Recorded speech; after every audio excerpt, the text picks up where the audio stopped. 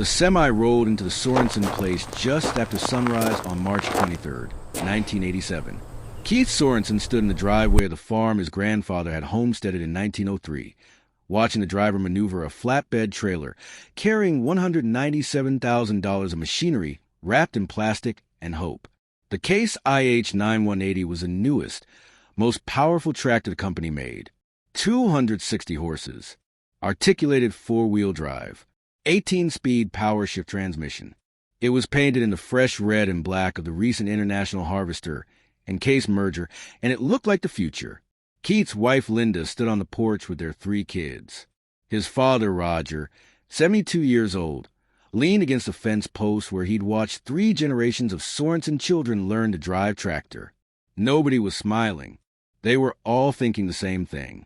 This machine right here, it was either going to save them or it was going to kill them. There was no middle ground anymore. The delivery driver had Keith sign the paperwork. Equipment loan through Farm Credit Services. 6.5% interest. Financed over 7 years. Monthly payment. $2,718 every month for 84 months. Keith's hand shook just slightly as he signed his name. He'd done the math 100 times. At $15 a bushel for wheat and 40 bushel per acre yields, they could make it work. Had to make it work. The John Deere 4640 they'd been running was 15 years old and burning oil. They were farming 2,800 acres now. They'd taken over the Henderson place when Tom Henderson walked away in '85, and they needed the power. What Keith didn't know, standing there in the March cold watching the sunrise reflect off $200,000 of steel and rubber, was that he just made a decision that would end 117 years of continuous Sorensen farming in McPherson County, Kansas. The tractor would run for exactly 14 months before the bank took it back. And when they took the tractor, they'd take everything else too. But I'm getting ahead of myself. Let me back up and tell you who the Sorensens were, how they got to that moment, and what happened after. Because this isn't just a story about one family and one tractor. This is a story about what happened across Kansas wheat country in the late 1980s, when farmers who survived 5 years of crisis made one last desperate bet on survival, and the bet didn't pay off. Now, before I go any further, I need to say something. What you're about to hear is based on documented patterns that destroyed hundreds of Kansas wheat farms in the mid to late 80s. While I constructed this specific narrative from multiple real cases and added detail for clarity, every economic trend, every piece of equipment mentioned, every financial pressure you'll hear about is pulled from Federal Reserve Bank of Kansas City Agricultural Reports, USDA Farm Crisis Documentation, Farm Credit System Restructuring Records, and interviews with Kansas farmers who lived through this exact situation. I've spent months in archives and talking to people who were there. Some of them lost everything. Some of them held on by their fingernails. All of them carry the weight of those years, even now, almost 40 years later.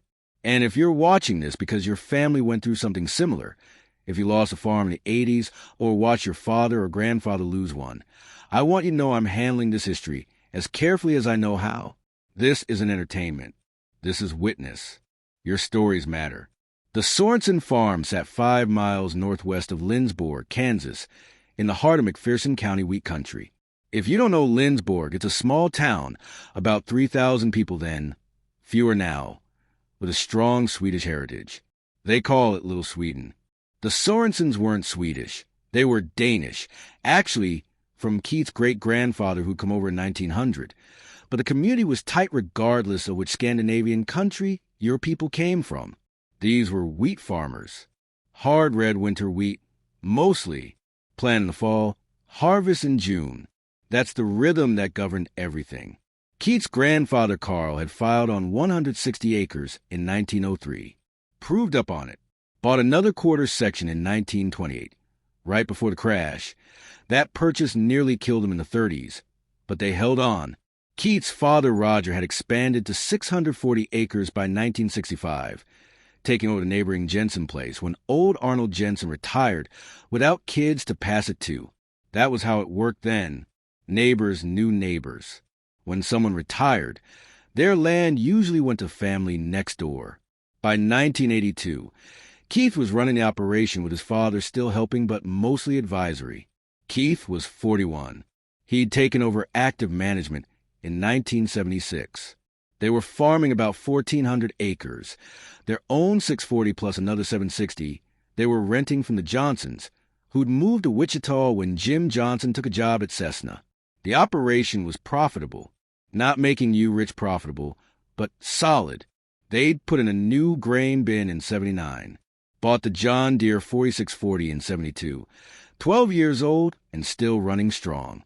They owed about $90,000 on the land, which at 1982 land prices of around $1,200 an acre meant they had over $600,000 in equity. They were fine.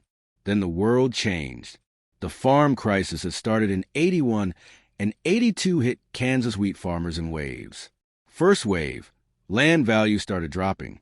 McPherson County farmland that was selling for $1,200 an acre in 82 was down to $1,000 by 83, $800 by 84, $600 by 85. The Sorensen place, which had been worth over $700,000 in 82, was worth maybe $400,000 by mid-86. They hadn't changed anything. The land hadn't gotten worse. The market had just collapsed. Second wave, wheat prices fell. Hard red winter wheat that brought $4.20 a bushel in 1981 was bringing $3.40 by 83, $3 by 85. Yields weren't great either. Kansas had below average rainfall in 83 and 84. A 40-bushel wheat crop at $3 a bushel gives you $120 gross per acre. Take out seed, fertilizer, fuel, chemicals. You were clearing maybe $40 an acre if you were lucky. On 1,400 acres, that's $56,000 gross. Not enough to live on, make equipment payments, cover the land mortgage, and pay for the kids' college. Keith's oldest, Jennifer, had started at Kansas State in 85. His son, Mark, was a junior in high school, planning to go to K-State too. Youngest, Amy, was in 8th grade. Linda kept the books and worked part-time at the Lindsborg Hospital as a nurse. 20 hours a week, enough to keep health insurance and bring in a little extra. They weren't extravagant people, but they weren't making it anymore. Third wave, the Henderson foreclosure. Tom Henderson farmed the section just east of the Sorensens, 640 acres. Tom was 63, a bachelor, no kids. He'd expanded aggressively in the late 70s, buying land at peak prices with variable rate loans. When interest rates spiked to 18, 20% in 81 and 82, Tom couldn't make the payments. By 84, he was in default. Farm Credit Administration gave him 2 years of workout time, but the numbers wouldn't work. In March of 85, they foreclosed. Sold the land at auction for $480 an acre. Tom, who'd paid $1,100 an acre for most of it, walked away owing more than $300,000 after the sale. He moved to Salina, worked at a hardware store until he died of a heart attack in 1991. If you're wondering what this era felt like for people who didn't lose farms, I need to tell you about farm auctions. McPherson County had 18 farm foreclosure auctions in 1985 alone. That's 18 families. Gone. The local implement dealer in Lindsborg, Johnson Implement, been there since 1938. Closed in October of 85. Couldn't sell enough equipment to stay open. The Production Credit Association office in McPherson laid off half their staff because they didn't need loan officers anymore. They needed liquidation specialists. Church attendance in rural Kansas actually went up during this period. Not because people got more religious, because church was free, and it was the one place neighbors could gather and see each other and offer what help they could. Linda Sorensen organized a food pantry at Bethany Lutheran in Lindsborg in 84. They provided groceries to 7 farm families that winter. These were their neighbors, people they'd known their whole lives. Keith's father, Roger, cried in the truck one day driving past the Henderson auction. Said it was allergies. It wasn't allergies. Now, here's where we get to the decision. The tractor decision. The one that ended everything. And I want you to understand, this wasn't a stupid decision. It wasn't reckless. In the moment, with the information they had, it made sense. That's what makes it tragic. When Tom Henderson's place went to auction, Keith and Linda talked about it. 1,400 acres wasn't big enough anymore. Economies of scale were changing. You needed more acres to spread your fixed costs over. The 640-acre Henderson section went for about $300,000 total at auction, $480 per acre. If they could buy it, or at least lease it, they have just over 2,000 acres. That was a viable operation. They couldn't buy it.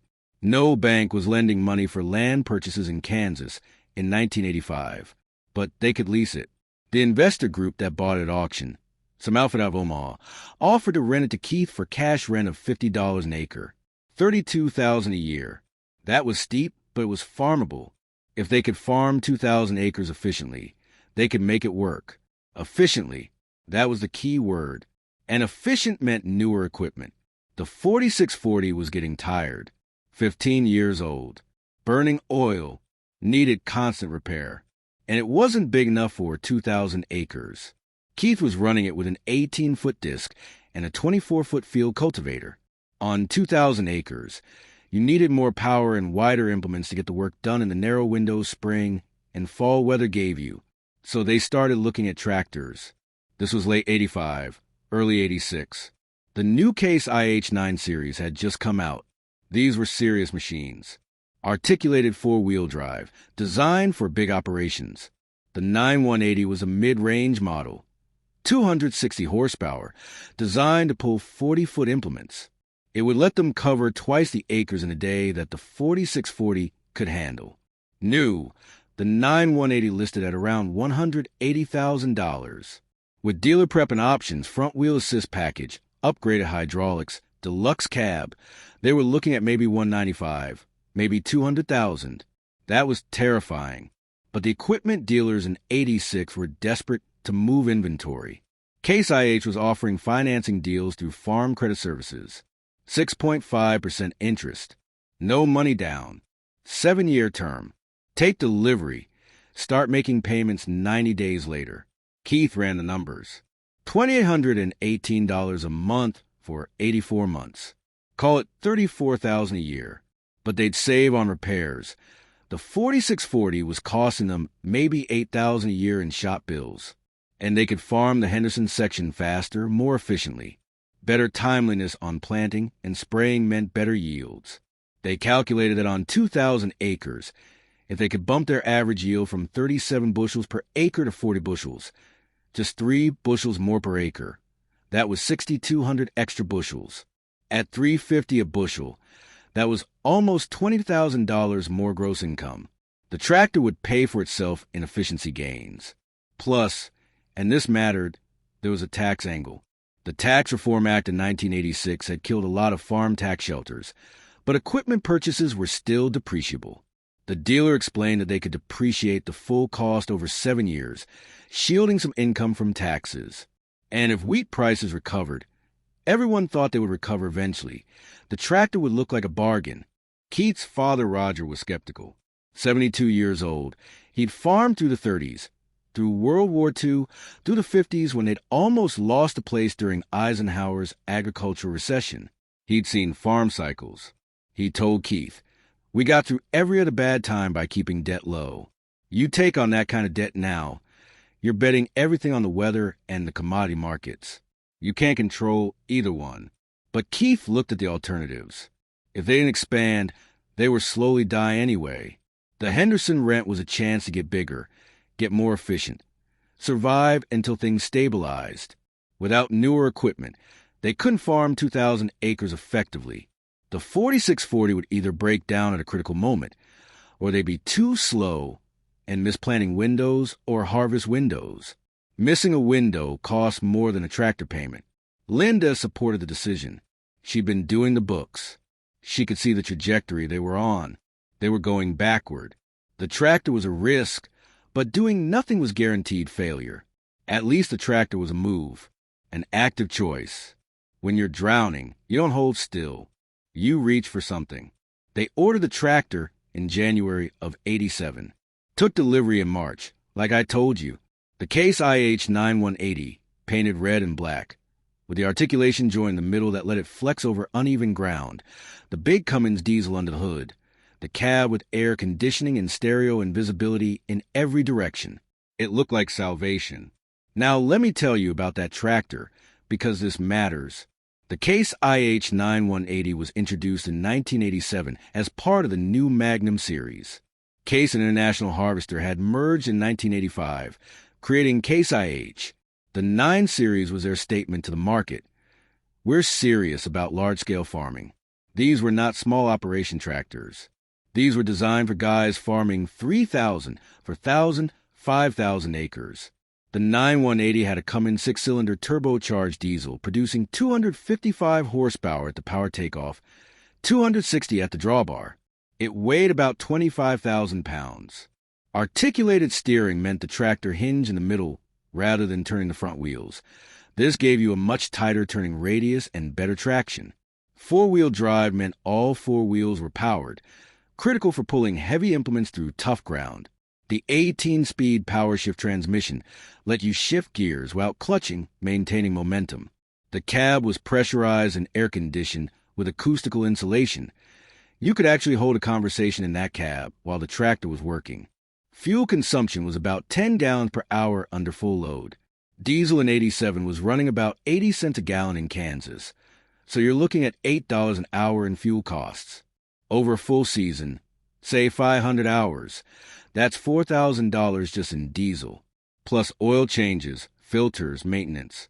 Case IH recommended service every 200 hours. Figure another $2,000 a year in routine maintenance if nothing broke. This was a sophisticated machine. It had electronic monitoring, hydraulic flow control, 3-point hitch capacity of 15,000 pounds. You could pull a 40-foot disc, a 50-foot field cultivator, a 35-foot no-till drill. The tractor was designed to replace 2 or 3 smaller tractors and let one operator cover massive acreage. For a farm running 2,000 acres, it should have been perfect. The first season, spring of '87, it performed beautifully. Keith traded in the old 4640 for $12,000, which helped a little. He put the 9180 to work with a borrowed 30-foot field cultivator and got the Henderson section prepared and planted in record time. The tractor handled it without straining. He was finishing field work by early afternoon, where it used to take him until dark. Linda brought him dinner out to the field one evening in late April, and he was just sitting in the cab with the engine idling, looking out over the fresh-planted wheat. He told her, "This is going to work. We made the right call." Wheat came up strong that spring. Good germination. May and June rainfall was adequate. By mid-June, they were looking at a 45 to 50 bushel per acre crop on the Henderson section, better than the 37 they'd averaged on their home place. Keith was feeling vindicated. The big tractor let them spray and top dress faster, hitting the optimum timing windows. Efficiency mattered. Harvest started June 22nd. They ran 2 combines. Keith on the old Gleaner they'd had since the '70s, and they hired their neighbor Dale Swenson to run his combine on contract. The wheat came off clean. Moisture was good. Test weight was good. They harvested their own 1,400 acres in 8 days, then spent another 6 days on the Henderson section. Total yield. Their place averaged 42 bushels per acre. Henderson place averaged 48. Total production, just under 81,000 bushels. Best crop they'd ever had. Here's where it went wrong. The futures price for a hard red winter wheat in June of 1987 was running $3.70 a bushel. Not great, but workable. Keith had penciled in $3.50 in his projections, so $3.70 gave him a little cushion. At $3.70 a bushel, 81,000 bushels was just under $300,000 gross income. Take out the Henderson rent, $32,000. Take out harvest costs, seed, chemicals, fuel, repairs. Figure they cleared maybe $110,000 from the crop. Sound pretty good? Here's what it had to cover. Tractor payment, $34,000. Land mortgage, $19,000. Property taxes, $11,000. Health insurance, $4,800. Utilities and household expenses, $20,000 minimum. They were looking at maybe $24,000 left over, out of which Keith needed to pay himself some kind of living wage, cover Jennifer's college expenses, save for Mark's college starting the fall, and have some operating cash for the next year. It was tight, but manageable. For 1 year, If the next year went as well, they'd be okay. The next year did not go as well. Problem 1. Wheat prices kept falling. By harvest time in June of '88, hard red winter wheat was bringing $3.15 a bushel. That's 55 cents less than the previous year. On 80,000 bushels, that's $44,000 less gross income. Just like that. Nothing they could do about it. The global wheat market was oversupplied. Soviet Union was buying less. European community was subsidizing their own production. U.S. wheat exports were down. American farmers were producing more wheat than the world wanted to buy at any decent price, and prices reflected that. Problem 2, weather. Spring of '88 in Kansas started dry and stayed dry. Total precipitation March through May was less than 5 inches. Normal was closer to 9 or 10. The wheat didn't fail completely, but it was stressed. You could see it in the shorter stalks, thinner stands, smaller heads. By early June, it was obvious they were looking at a below-average crop. Problem 3. The drought expanded. What started as a Kansas dry spell became a multi-state drought, the drought of '88. They called it later one of the worst droughts of the 20th century across the Great Plains and Midwest. Wheat wasn't the only crop affected. Corn, soybean, sorghum, all of it stressed. And when the whole region has a bad year simultaneously, the local economy suffers. Equipment dealers do less business. Grain elevators handle less volume. Banks get nervous. Keith's '88 wheat harvest was devastating. Home place averaged 29 bushels per acre, down from 42 the year before. Henderson Place averaged 33 bushels, down from 48. Total production, about 56,000 bushels, down 31% from the previous year. At $3.15 a bushel, that was 176,000 gross. After rent and costs, Keith cleared maybe $40,000. The tractor payment alone took $34,000. They were going backward fast. Linda sat at the kitchen table in July of '88 and laid it out. They couldn't make the numbers work. They'd exhausted their operating line of credit with Production Credit Association. They were behind on property taxes. Jennifer's college tuition for fall was due. They'd already borrowed against next year's crop. The equity in the farm had collapsed. Land was now selling for maybe $500 an acre in McPherson County, which meant their combined 2,100 acres was worth maybe $1,050,000, and they owed $490,000 between the land mortgage and the tractor. On paper, they still had equity, but they were illiquid, cash broke. Keith did what a lot of farmers did in '88. He went to the bank, actually Farm Credit Services, since they held both the land note and the tractor note, and asked for restructuring. Could they extend the tractor loan, reduce payments temporarily, defer some principal? Farm Credit Services in 1988 was not in a position to be generous. The entire farm credit system had nearly collapsed in '85 and '86.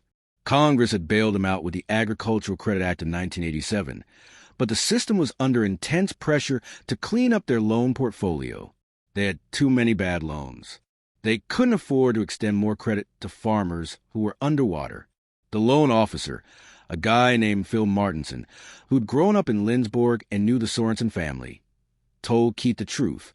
Farm Credit was calling problem loans. If Keith couldn't bring the loan current, meaning catch up the back payments and stay current going forward, they would have to foreclose. Phil didn't want to do it, but he didn't have a choice. The directive was coming from the regional office in Wichita. Keith asked how much he needed to come up with to avoid foreclosure. Phil ran the numbers. They needed to catch up 3 months of missed payments on the tractor, just over $8,000, plus pay the property tax arrears, about $6,000, plus provide some evidence that they could stay current going forward. Basically, they needed at least $15,000 in cash immediately, plus a solid plan for the next crop year. Keith and Linda didn't have $15,000. They had about $3,000 in their checking account. That was it. They considered selling equipment. Maybe sell the old grain truck, the spare disc, some hand tools. But that might generate $8,000-10,000 at most, and they'd need that equipment to farm next year. Keith's father, Roger, suggested they sell off some acreage. If they sold 1/4 section, 160 acres, at $500 an acre, That would generate $80,000. They could pay off the tractor, get current on taxes, have some breathing room. But there was a problem. They'd mortgaged the land in '84 to restructure some debt. The bank held first lien. Any sale proceeds would go to pay down the land mortgage first. After paying down the mortgage, they'd net maybe $40,000 from a quarter section sale. That would cover the tractor payment for a year. But then what? They'd be farming fewer acres with the same fixed costs. The math didn't work. They looked into selling the tractor itself. But here's the brutal reality of equipment values in the late '80s. New equipment depreciated like a stone. The 9180 they bought for $197,000 in March of '87 was worth maybe $120,000 by August of '88. 18 months old, and it had lost $77,000 in value. They owed $185,000 on the loan still. If they sold it, they'd still owe $65,000, and they wouldn't have a tractor to farm with. This is what people outside of agriculture don't understand about the farm crisis. It wasn't that farmers were stupid or reckless. It's that the financial mechanisms were designed for steady or rising asset values. When land prices were going up, when equipment held value, the system worked. When asset values collapsed but debt stayed constant, there was no way out. You couldn't sell your way out because selling at depressed prices meant you still owed money after the sale. You couldn't farm your way out because commodity prices were too low to cover costs. You couldn't borrow your way out because banks wouldn't lend to farmers underwater on their existing loans. You were trapped. Keith and Linda spent August of 1988 trying everything. Linda picked up extra shifts at the hospital. Keith took a part-time job driving truck for a local grain elevator. Jennifer came home from K-State and worked at a grocery store, sending every dollar home. Mark mowed lawns and baled hay for neighbors. Roger drew out his small savings, about $8,000, and gave it to Keith. They scraped together about $11,000 by mid-September. It wasn't enough. On September 22, 1988, Farm Credit Services sent a certified letter to Keith and Linda Sorensen. Notice of default. Notice of acceleration. The letter stated that the loan was an irredeemable default, that the creditor was exercising his right to accelerate the entire remaining balance, and that foreclosure proceedings would commence in 30 days unless the loan was brought fully current. The amount needed to cure default, $203,000. That was the remaining balance on the tractor loan, plus late fees and legal costs. $203,000. They didn't have $200,000. They didn't have $20,000. It was over. Keith tried calling Phil Martinson. Phil's secretary said Phil was out. Keith left messages. No return calls. He drove to the Farm Credit office in McPherson. The receptionist said Phil wasn't available. Keith waited 3 hours. Phil never came out. Later, Keith found out that Phil had been instructed not to meet with delinquent borrowers without the regional collections manager present. Farm Credit had implemented this policy after a farmer in Iowa had assaulted a loan officer in his office in '87. It wasn't that Phil didn't want to help. It was that the system had decided that troubled loans were collections problems, not relationships to manage. Kansas had implemented a farm mediation program in '86, a state law that required creditors to go through mediation before foreclosure if the farmer requested it. Keith filed for mediation. It bought him 60 days. The mediation was held in November at the county courthouse in McPherson. Keith and Linda, their attorney, paid for by mortgaging Linda's car. Phil Martinson, a regional representative from Farm Credit and a state-appointed mediator. The mediation lasted 4 hours. The attorney made the case for restructuring.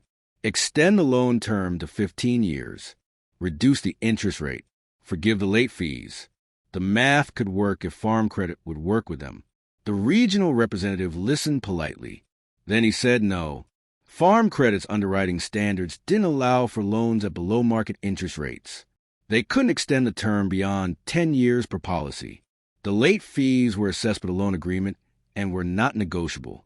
However, if the Sorensens would agree to voluntary liquidation, Farm Credit would waive the deficiency judgment if the liquidation proceeds fell short of the loan balance. In other words, sell everything, give us the money, and we won't sue you for what's left over. Keith asked what voluntary liquidation meant. The regional rep explained. Keith and Linda would sign over the deed to the farm and title to all equipment. Farm Credit would conduct an orderly liquidation, auction off the equipment and land. Whatever the proceeds were, the loans would be considered satisfied. The Sorensens would walk away with nothing, but they wouldn't owe anything either. The alternative was foreclosure, for sale, and Farm Credit would pursue a deficiency judgment for any shortfall. Given land and equipment values, that deficiency could easily be $75,000 to $100,000. Keith and Linda would lose a farm and still owe a six-figure debt they'd spend the next 10 years working off. Linda started crying quietly. Keith stared at the table. The mediator asked if they wanted a break. Keith said no. He asked the Farm Credit rep, "If we sign over everything, we can walk away clean? No debt?" The rep said yes. Keith looked at Linda. She nodded. Keith said okay. They signed the papers on December 2nd, 1988. The auction was scheduled for February 11th, 1989. I want to pause here and give you some broader context, because what happened to the Sorensens was happening all over Kansas in the late 80s. According to USDA census data, Kansas lost over 9,000 farms between 1982 and 1992, about 10% of all farms in the state. McPherson County specifically went from 391 farms in 1982 to 341 in 1992. 50 farms gone in 10 years. That doesn't sound like a lot until you think about what that means. 50 families displaced. 50 houses emptied. 50 family legacies ended. The average Kansas farm in 1987 had a debt-to-asset ratio of about 42%. That means they owed $42,000 for every $100,000 in assets. That sounds manageable. But when your assets drop in value by 40%, which is what happened to Kansas farmland between 82 and 87, suddenly you're underwater. Your debt stayed at $42,000, but your assets fell to $60,000. Now you're leveraged at 70%. One bad crop and you're done. The other thing you need to understand is the tractor market in the 80s. Total U.S. farm tractor sales in 1980 were 165,000 units. By 1986, sales had fallen to 74,000 units. The manufacturers, John Deere, Case IH, Ford, White Deutz Alles, were all cutting production and laying off workers. Case IH's tractor plant in Rock Island, Illinois laid off 600 workers in 86. The Versatile plant in Winnipeg went on reduced shifts. These companies were desperate to move inventory, which is why they were offering aggressive financing terms. They needed sales to survive. But those sales were often to farmers who couldn't really afford the equipment. It was a doom loop. Companies needed sales. Farmers needed equipment. Banks needed to lend to justify their existence. Everyone was pretending the system wasn't broken. And it wasn't just tractors.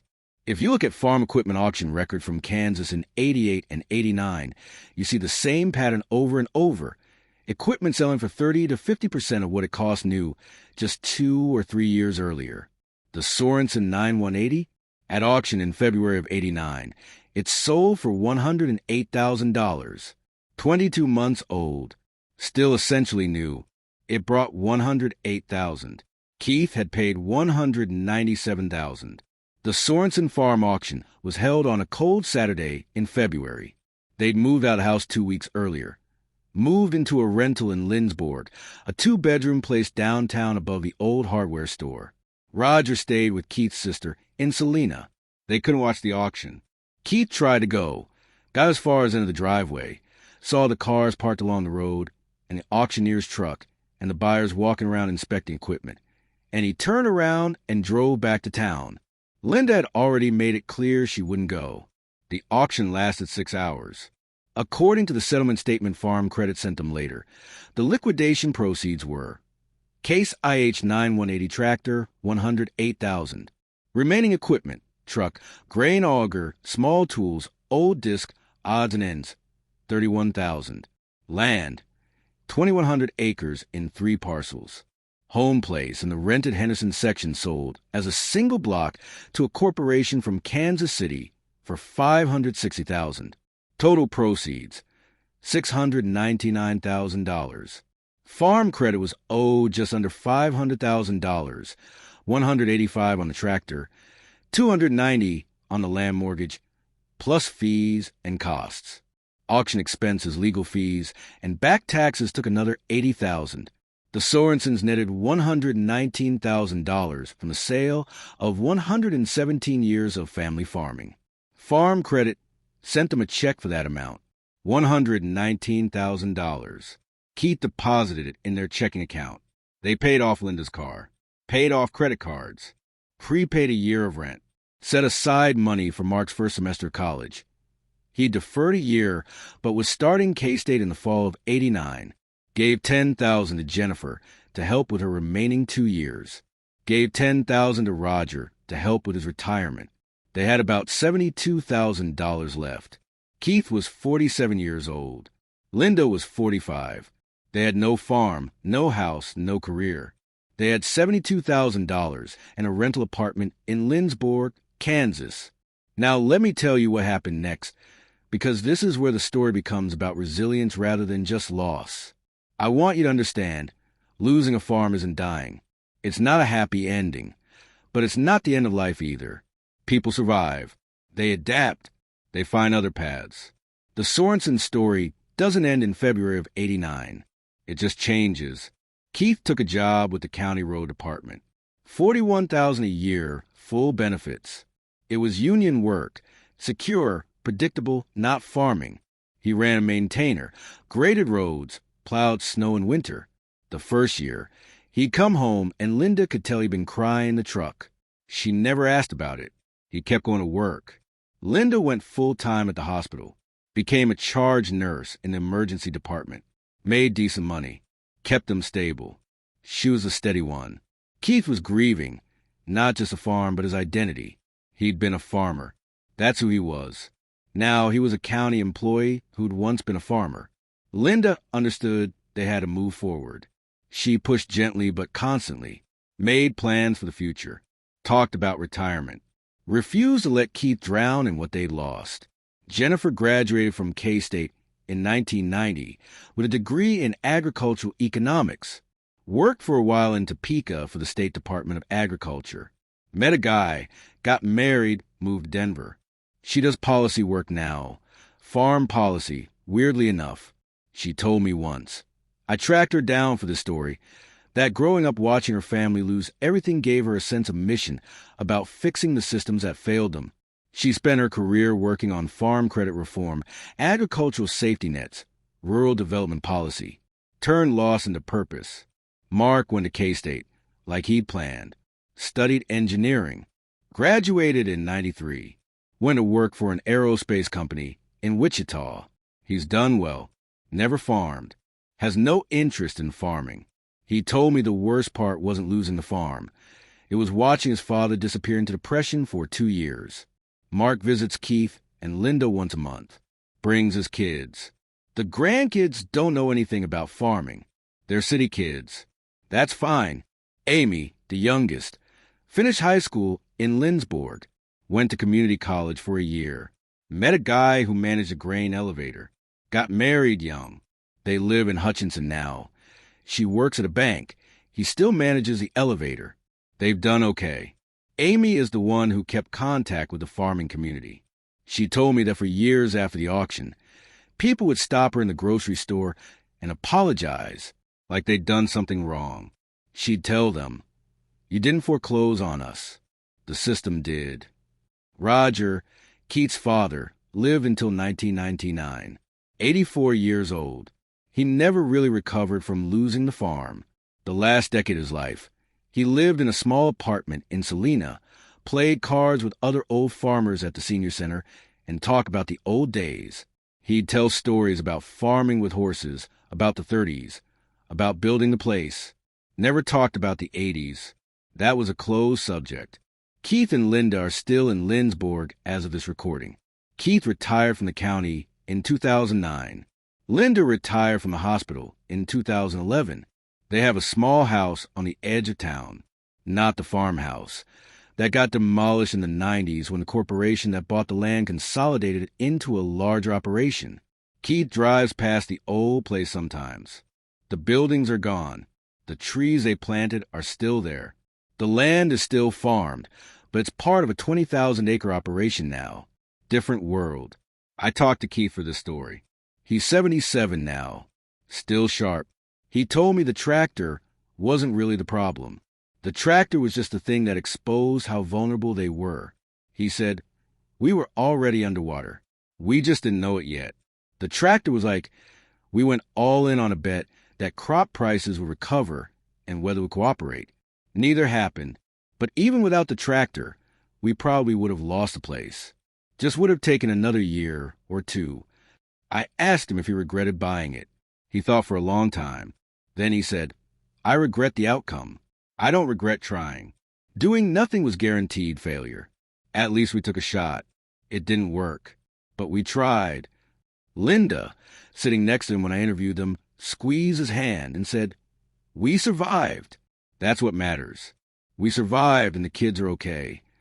Now, I want to end by talking about what this story means in terms of historical lessons, because the reason I tell these stories isn't just to document suffering.